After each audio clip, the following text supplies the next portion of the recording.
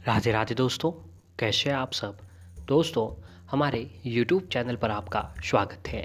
हमारे इस चैनल को सब्सक्राइब कीजिएगा और हमारी इस वीडियो को लाइक शेयर और कमेंट ज़रूर कीजिएगा। दोस्तों, जैसा कि आप सभी लोग जानते होंगे कि सावन का महीना अभी चल रहा है और धार्मिक ग्रंथों के अनुसार सावन का महीना पूजा और अनुष्ठान करने के लिए सबसे अच्छा महीना माना जाता है। मान्यताओं के अनुसार साल भर पूजा न करने वाले अगर इस महीने भगवान शिव की आराधना करते हैं तो पूरे वर्ष भर उनका जीवन खुशियों से भर जाता है। कहा जाता है कि सावन के महीने में पड़ने वाले व्रतों का बहुत ही अधिक गुना महत्व बताया जाता है। ऐसे में हरियाली तीज का व्रत बहुत ही अधिक महत्व रखता है। माना जाता है कि इस दिन भगवान शिव और माता पार्वती जी का पुनः मिलन हुआ था। जी हाँ दोस्तों, आज हम अब बात कर रहे हैं हरियाली तीज की, जो कि साल की सबसे बड़ी तीज बताई जाती है। और इस दिन जो है भगवान शिव और माता पार्वती का जो है पुनः मिलन हुआ था।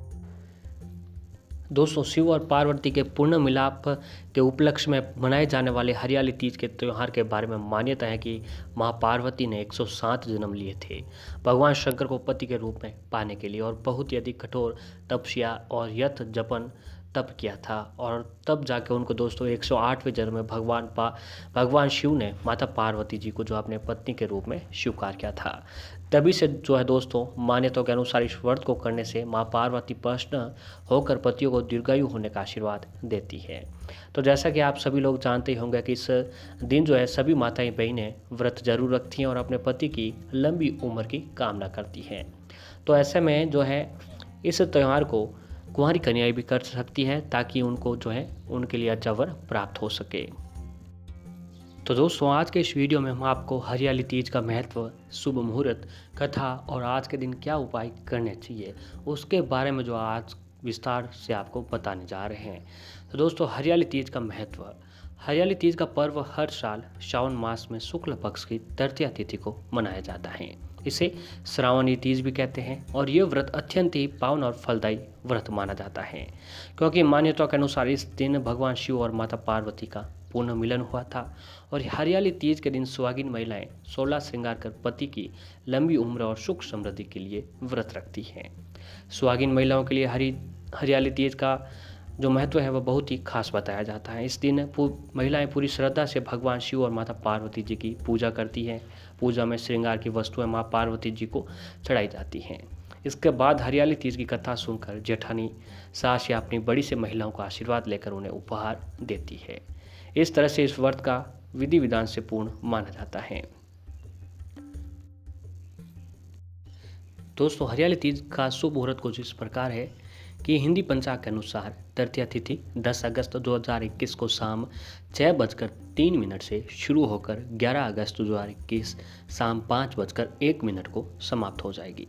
पूजा का पहला मुहूर्त जो है दोस्तों सुबह 4:24 से लेकर 5:17 तक को रहने वाला है, और दूसरा दोपहर 2:30 से लेकर 3:07 तक रहेगा। और इसके अलावा सुबह 10:42 से शुरू होकर पूरी रात तक रहेगा, यानी आप जो है पूरे दिन पूजा कर सकते हैं। अब आइए आपको बताते हैं हरियाली तीज की पूजा विधि क्या है। तो आज के दिन सभी सुहागिन स्त्रियों को स्नान आदि से निवृत्त होकर मायके से आए कपड़े पहनती हैं, और आज का दिन सबसे पहले पूजा के शुभ मुहूर्त में एक चौकी पर माता पार्वती जी के साथ भगवान शिव गणेश की प्रतिमा स्थापित करें। इसके बाद माँ पार्वती जी को 16 श्रृंगार की सामग्री, साड़ी, अक्षत, धूप, दीप, गंधक आदि अर्पित करें।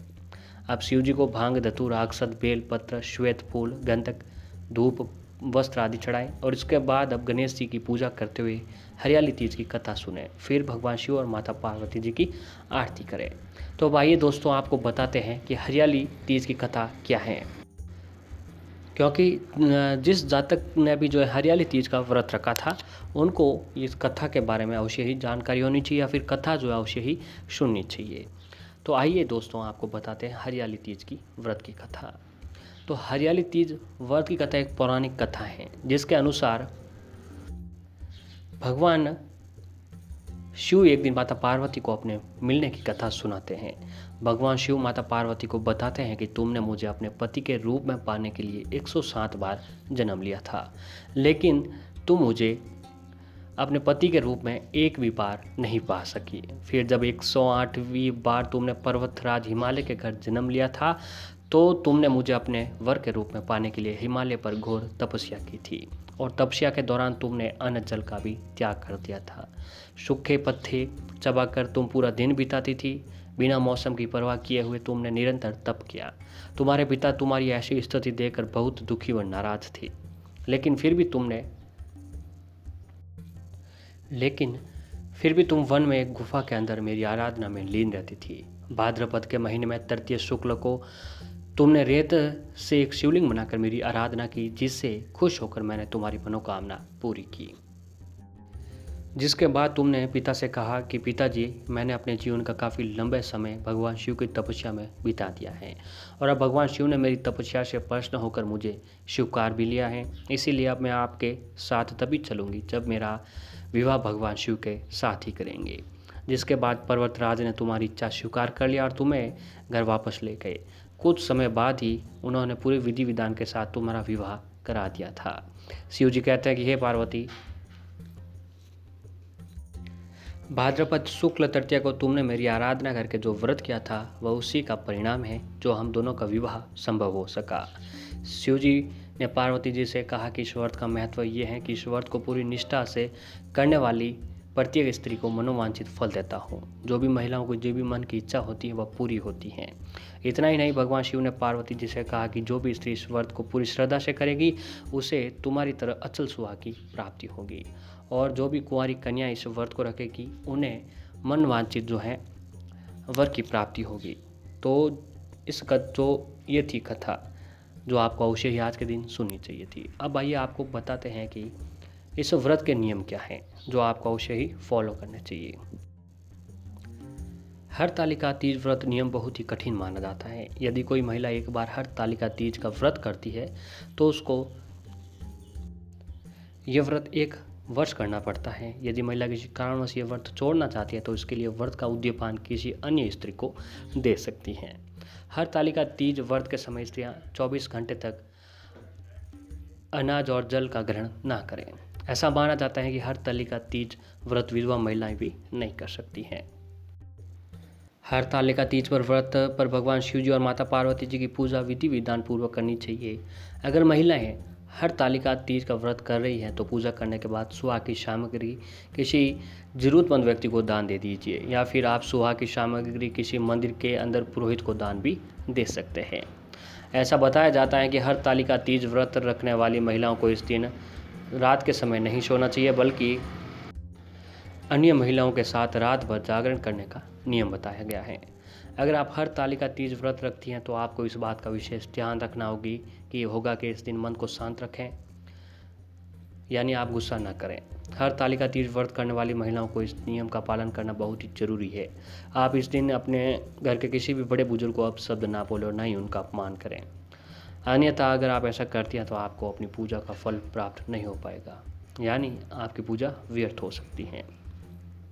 हरतालिका तीज का व्रत अपने पति के लिए रखा जाता है, इसलिए महिलाओं को इस बात का ध्यान रखना होगा कि इस दिन आप अपने पति से किसी भी बात को लेकर लड़ाई झगड़ा मत कीजिए, वरना आपकी पूजा का फल जो आपको नहीं मिल पाएगा। तो इन नियमों को आपको ध्यान में जरूर रखना चाहिए। हरियाली तीज पर 11 नवनिवाहित लड़कियों को सुहाग की सामग्री जैसे सिंदूर, मेहंदी, चूड़ी, काजल और लाल चुंदरी आदि भेंट करनी चाहिए। और हरियाली तीज पर पति और पत्नी दोनों मिलकर चावल की खीर बनाएं और इसको माता पार्वती भगवान शिव को भोग लगाएं। इसके बाद पति एक साथ ये खीर खाएं तो आपके दाम्पत्य जीवन में खुशहाली आती है। इस दिन पति पत्नी सुबह उठकर स्नान आदि करने के बाद भगवान शिव माता पार्वती के मंदिर जाएं और वहां जाकर एक फूल चढ़ा दीजिए। भगवान शिव की कृपा आपके ऊपर अति शीघ्र बनने लगती है। हरियाली तीज पर माता पार्वती जी का अभिषेक दूध में केसर मिलाकर करें, इससे भी पति पत्नी के बीच में प्रेम बना रहता है। माता पार्वती को लाल रंग की चुंदरी, लाल चूड़ियाँ, सिंदूर, मेहंदी आदि सुहागरी सामग्री भी अर्पित करें। इससे भी आपके ऊपर जो है भगवान शिव माता पार्वती जी की कृपा बनी रहती है। तो माताओं बहनें जो भी आज के दिन ये व्रत रखकर ये उपाय करती हैं, यातना करती हैं, साधना करती हैं, उनके ऊपर जो है भगवान शिव माता पार्वती की कृपा जरूर बनती है। और उनकी कृपा से व्यक्ति आपके जो भी हस्बैंड है, बड़े बुजुर्ग हैं, दिन दूनी रात चौगुनी तरक्की करेंगे। जीवन में जो भी कष्ट हैं, संकट हैं, परेशानी हैं, भगवान शिव, माता पार्वती जी की कृपा से हर परेशानी को जो है ख़त्म किया जाएगा। बस एक विश्वास के साथ जो है आपको ये उपाय करने चाहिए। इन उपायों को करने से जीवन में हर तरक्की मिलेगी। दिन दूनी रात चौगुनी आप तरक्की करेंगे। जीवन में जो भी कष्ट हैं, संकट है, परेशानी है, वह हर परेशानी खत्म हो जाएगी।